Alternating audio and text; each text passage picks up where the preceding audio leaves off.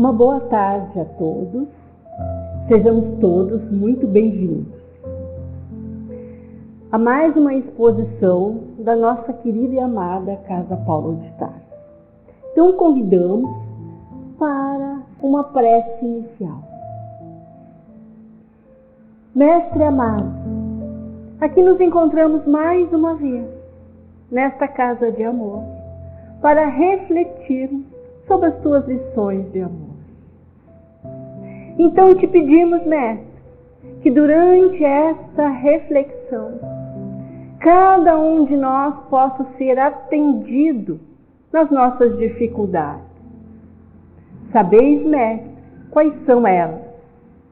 Então que nos envolva na tua imensa luz, para que, iluminando todo o nosso ser, possamos sair daqui renovados, com esperança em nossos corações e principalmente fazendo brilhar o nosso amor. Que assim seja. Hoje nós vamos estudar, refletir, na verdade, o tema O Mandamento Maior. Jesus, como nós sabemos, pregava para uma multidão de pessoas, como sempre o fazia. Entre os que o ouviam, não havia somente gente simples, não havia somente pescadores, mas também pastores e pessoas do povo. Suas palavras já haviam chegado à sinagoga e os doutores da lei estavam ali justamente preocupados com a popularidade cada vez maior daquele moço simples, que se dizia ele mesmo o enviado de Deus. Por esta razão, os doutores da lei e os sacerdotes também faziam questão de ouvi-lo, analisar o que ele falava e, principalmente, fazer perguntas.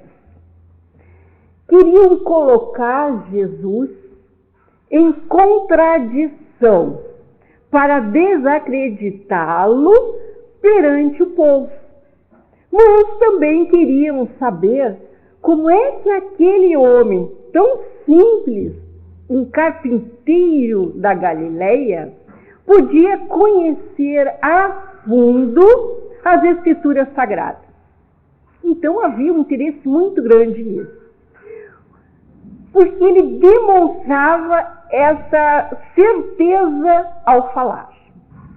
Assim, nesse dia, então, que foram até ele, enquanto Jesus falava sobre a necessidade de fazer a caridade para a conquista do reino dos céus, um doutor da lei adiantou-se, foi até ele e perguntou: Mestre, o que é preciso que eu faça para possuir a vida eterna?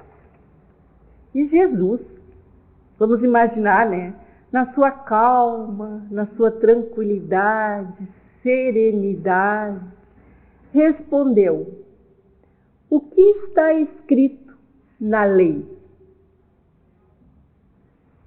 O doutor lhe disse prontamente, porque sabia na ponta da língua, lógico: amareis o Senhor nosso Deus de todo o vosso coração, de toda a vossa alma e ao próximo como a vós mesmos. Vocês estão lembrados de qual foi a pergunta que foi feita? O que é preciso fazer para possuir a vida eterna?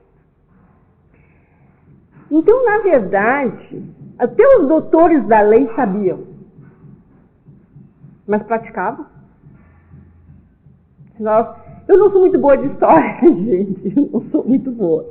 Mas se nós voltar na história, eles praticavam, porque eles já sabiam, os doutores da lei. E essa resposta nos foi dita há mais de 2000 anos. Aí a gente pergunta, E por que ainda estou com dificuldade? Por que eu estou igual àqueles doutores da lei que não colocavam em prática?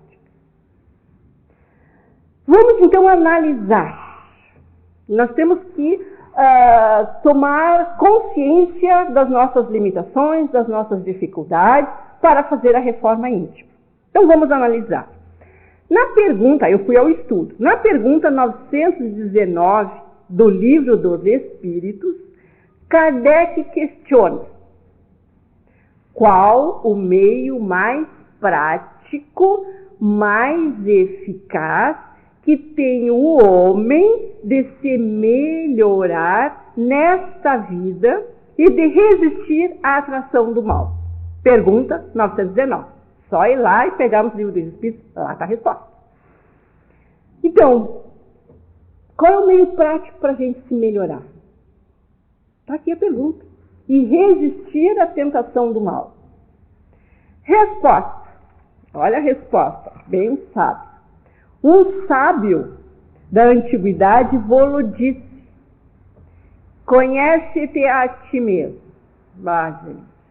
Aí quando vem uma resposta que faz a gente refletir, conhece-te a ti mesmo. Então a gente se conhece. Nós temos que aprender a reconhecer-nos, ver as nossas dificuldades. Então, o autoconhecimento é indispensável ao nosso progresso para a salvação. Nós temos que nos conhecer. Nós não podemos mais passar a mão na nossa própria cabeça, como muitas vezes a gente faz para as dificuldades dos nossos filhos. A gente vai ali, passa a mão na cabeça dele. Ele é criança, cometeu aquela... bobagem, isso não vai...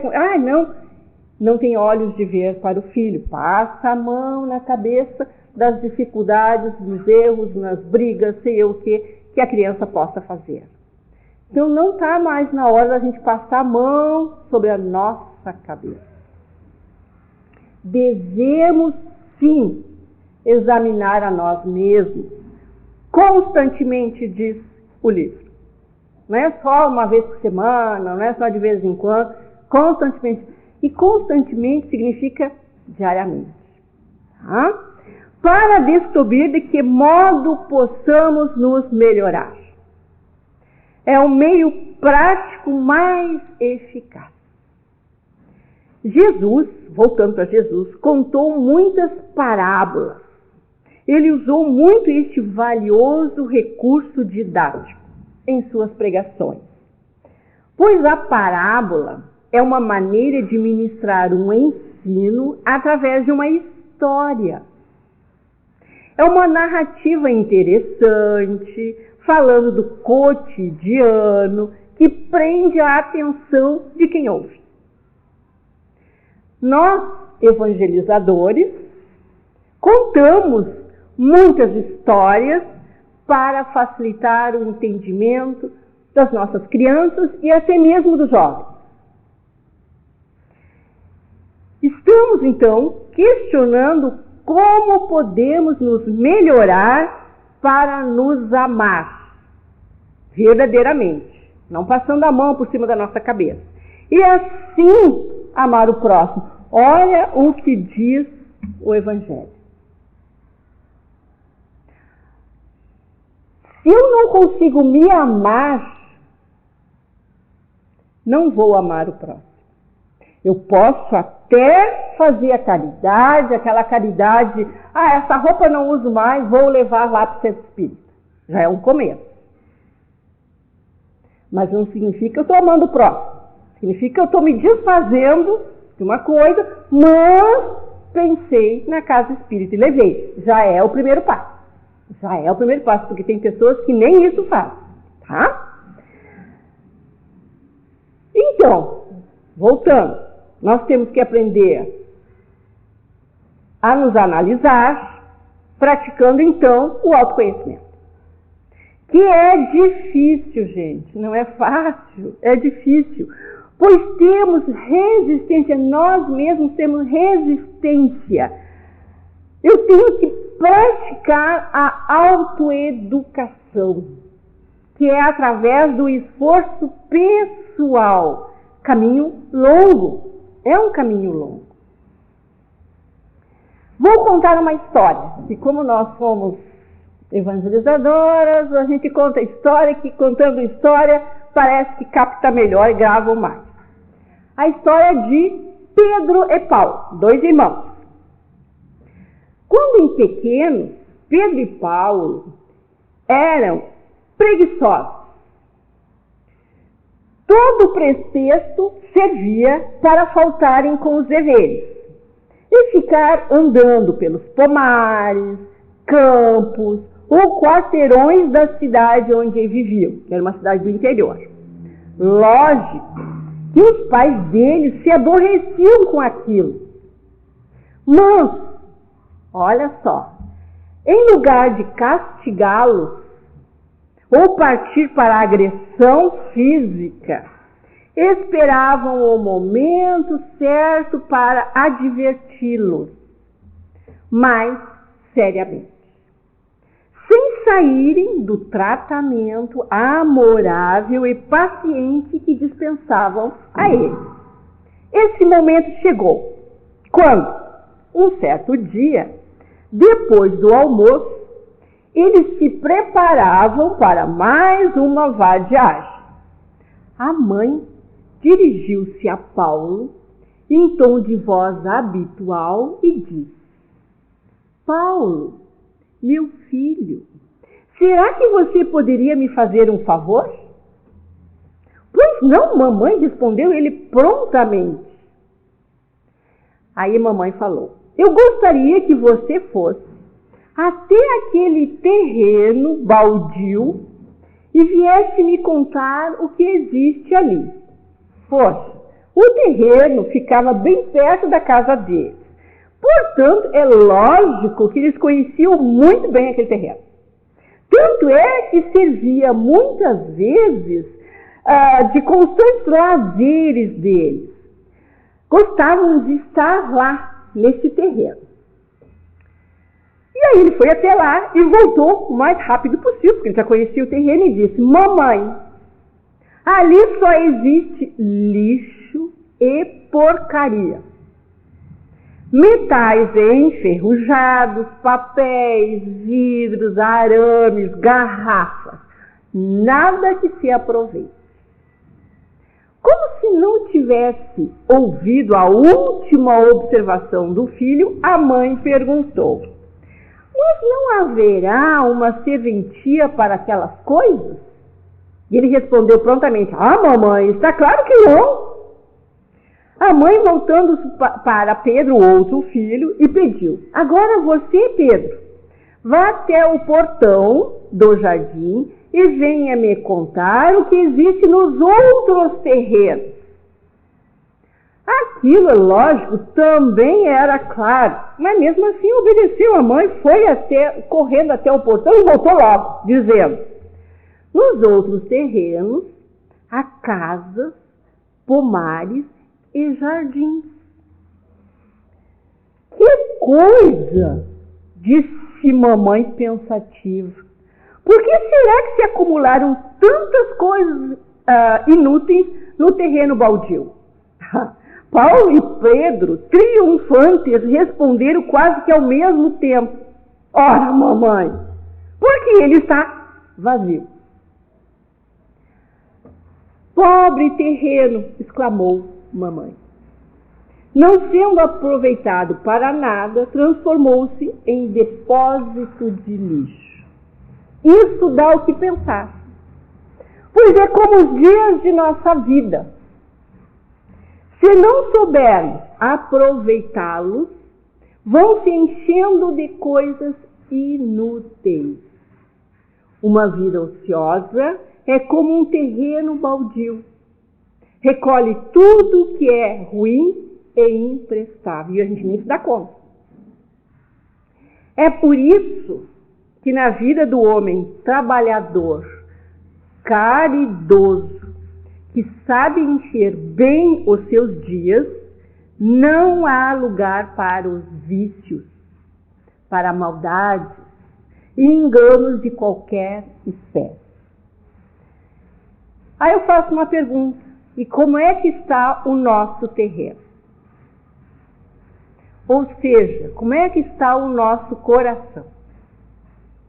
Cheio de mágoas, melindres, ressentimentos, discórdia, ou repleto de amor, paciência, brandura, compreensão e serenidade?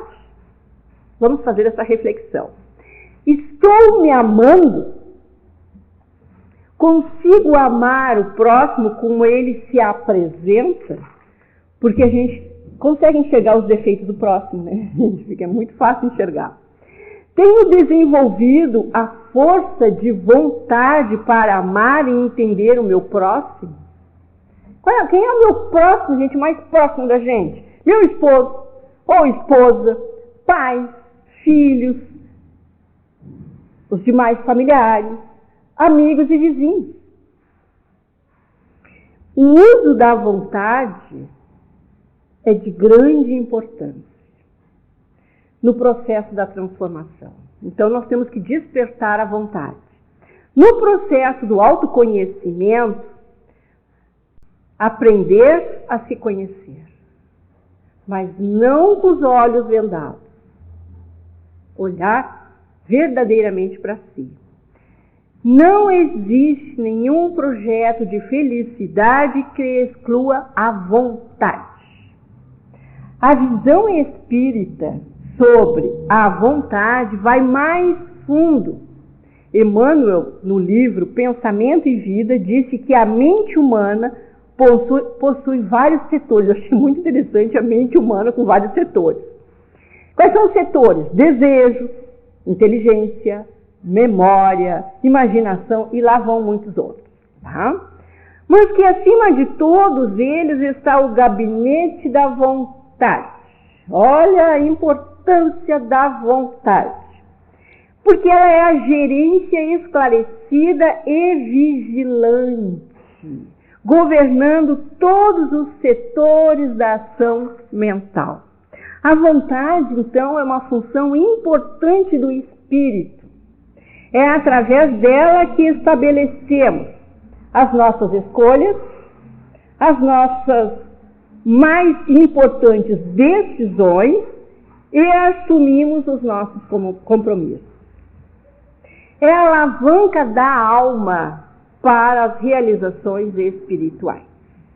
Então agora eu vou partir para algumas dicas, tá? Mas vou relembrar antes, concluindo o que eu falei até agora, tá? Porque depois vem dicas, eu gosto mas são dicas do livro, tá, gente? Não é coisa da minha cabeça, tá? O mandamento maior, qual é? Fora da caridade não há salvação. Caridade e humildade, tal a senda única da salvação.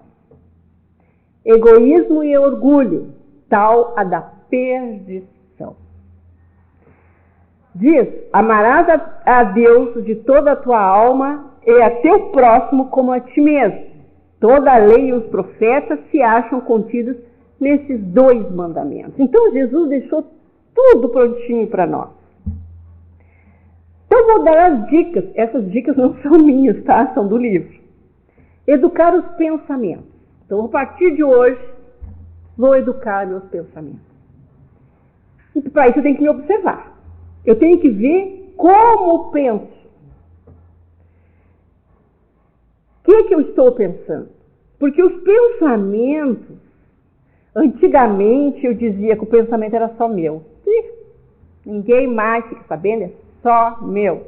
Quando eu entrei na doutrina espírita, gente, como eu vi que eu estava errado. Porque os pensamentos são sementes que passamos a semear no campo das mentes. O que eu estou pensando é que eu estou atraindo. Eles têm o poder de curar, como de adoecer. Vou dar um exemplo, bem simples. Eu tomando uma vacina, já ouvi gente dizer assim, não funcionou para nada. Aí é que está o meu pensamento. Se eu tomar uma vacina dizendo que ela não vai funcionar, olha o poder que eu tenho. É que a gente não tem ainda o entendimento que o poder da nossa mente. Tá?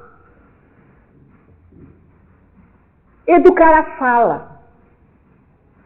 Observemos o que falamos. Pois onde falamos existe alguém ouvindo. Principalmente espíritos. A gente não sabe a quantidade que a gente atrai. E eles estão nos ouvindo quando a gente fala. Hã?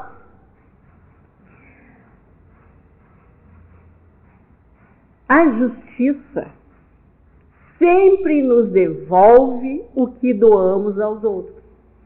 Sempre. Terceira dica. Educar as atitudes. Então, a primeira é educar os pensamentos. Segunda, educar a fala. Pensamento, fala. Agora, educar as atitudes.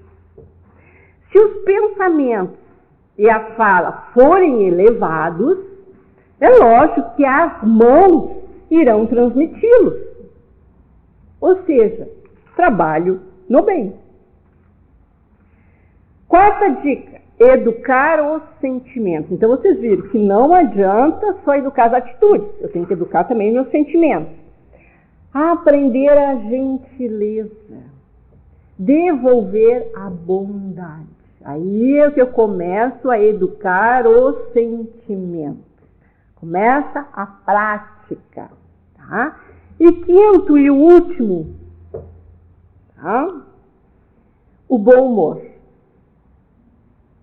Não sei como é que vocês passaram com a pandemia, mas a pandemia que nós, principalmente no primeiro ano e meio, quando a gente realmente recomendava que ficássemos em casa.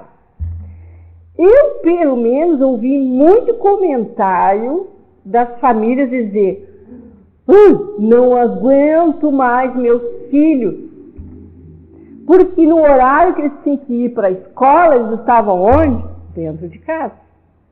Vinha tudo online e quem tinha que auxiliar era quem? A família. Gente, nada acontece ao acaso. Nós precisávamos conscientizarmos. Por isso veio a pandemia. Nada. A gente, eu quando entrei para a doutrina espírita, tinha muita dificuldade quando alguém dizia aqui: um fio de cabelo teu não cai sem que Deus autorize.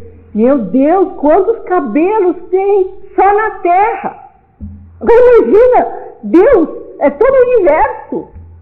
Então tudo Deus autoriza. Autoriza porque nos conhece. Sabe que aquilo vai vir para o nosso bem. Então a pandemia veio para o nosso bem. O ficar em casa veio para o nosso bem. E alguém se analisou como é que foi o primeiro ano de ficar em casa? Gente, para mim foi muito difícil. Porque a gente estava acostumado a fazer trabalho voluntário, né, Rosinha? E tá vendo, o trabalho voluntário é muito fácil fazer. A gente se entrega de uma tal maneira, se empolga, vivencia aquele momento de amor, de carinho, de caridade tão envolvido assim. Mas a gente volta para casa e aí, como é que eu sou quando eu volto para casa e um filho vem e blá, blá, blá, blá, blá no teu ouvido? Lá com as crianças, a gente trabalha muito com crianças, né, Rosinha? Lá com as crianças é moleza. E com os nossos filhos. E a pandemia veio justamente para a gente se analisar. Era necessário. Agora, o que cada um fez foi o seu melhor, com certeza. Tá? Porque cada um se esforçou para fazer o seu melhor. Mas agora é o momento das reflexões. Se eu não fiz o melhor naquele momento, é porque eu não consegui, certo? Não estamos criticando. Mas podemos sim analisar. E se eu chegar à conclusão que não dei o meu melhor, é porque eu ainda não tinha condições.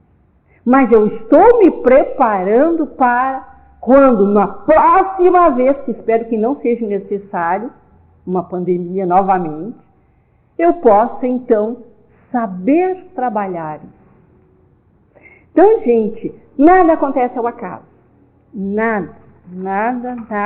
E a gente, quando toma consciência disso, a gente só tem gratidão a Deus. Né? Eu estou tentando lembrar aqui como é que é o título da minha exposição, o mandamento maior. Porque eu gostaria de saber se vocês já sabem qual é o mandamento maior. Depois de tudo isso que eu falei. Qual é o mandamento maior? Não é para responder, gente, é para pensar. Tá? O mandamento maior é: fora da caridade não há salvação. Eu não tirei da minha cabeça, tá? Eu tirei do livro. Tá? Então, caridade e humildade, tal a senda única da salvação. No momento que eu conseguir tomar consciência da importância da caridade e trabalhar a humildade, é natural que eu vou me modificar. E só quem vai observar é que está em volta de mim. Tá? Porque eu ainda estou naquele momento de mudança. Agora, o egoísmo e o orgulho, tal a perdição. Então, temos que trabalhar o egoísmo e o orgulho. Amarás a Deus de toda a tua alma e a teu próximo como a ti mesmo. Essa é a lei. Então, toda a lei e os profetas se acham contidos nesses dois mandamentos. Amarás a Deus de toda a tua alma e ao teu próximo como a ti mesmo. Bom, agora já concluindo já a nossa exposição de hoje, que era o mandamento maior, eu sempre gosto de concluir com uma mensagem do Chico Xavier que me marca muito, muito mesmo. Diz assim, ó, eu acho que vocês já vão ouvir sempre, quando vocês chegarem aqui e verem aqui, você já sei como é que a Rosa vai concluir. Já sabe mesmo. Porque eu sempre vou concluir com esse papelzinho aqui. O caderno tem várias exposições, mas o papelzinho vai em todas as exposições. Tá? Diz assim, Chico Xavier, tá? Embora ninguém possa voltar atrás e fazer um novo começo, qualquer um pode começar agora e fazer um novo fim. Chico Xavier. Se de tudo aquilo que falamos aqui eu ainda não consigo colocar em prática, eu posso começar agora. Isso que é importante. Nós temos muito tempo ainda pela frente. Nós somos imortais. É que a gente às vezes observa a vida como uma vida terrena. Não, nós somos imortais. Então agora,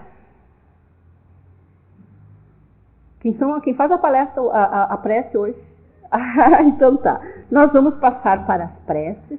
Agradecemos imensamente vocês estarem aqui e principalmente serem o estímulo para eu fazer a exposição. Obrigada a todos.